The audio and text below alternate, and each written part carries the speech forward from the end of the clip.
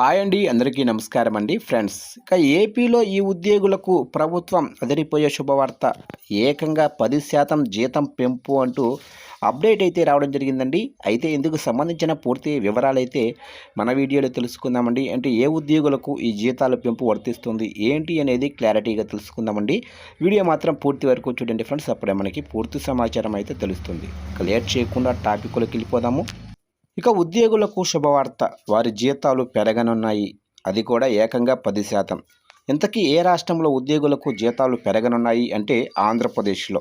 తాజాగా ఏపీలో అధికారంలో ఉన్న కూటమి సర్కారు అమరావతి కేంద్రంగా పనిచేస్తున్న లేపాక్షి అవుట్సోర్సింగ్ ఉద్యోగులకు శుభవార్త చెప్పింది.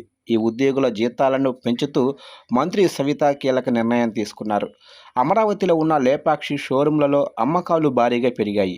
దీంతో వీటిల్లో పనిచేస్తున్న ఉద్యోగులకు ప్రత్యేక బోనస్సుగా వారి వేతనాలు 10% పెంచుతూ ఆంధ్రప్రదేశ్లోనే కూటమి ప్రభుత్వం నిర్ణయం తీసుకుంది.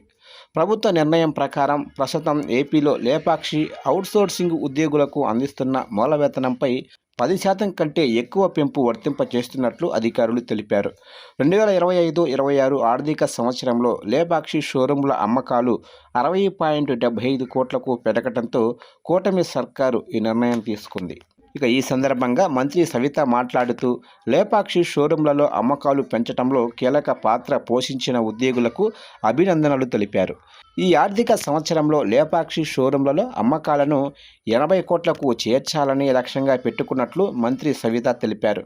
హస్తకళాకారుల అభివృద్ధికి కూటమి ప్రభుత్వం కట్టుబడి ఉందని ఈ సందర్భంగా మంత్రి సవిత స్పష్టం చేశారు.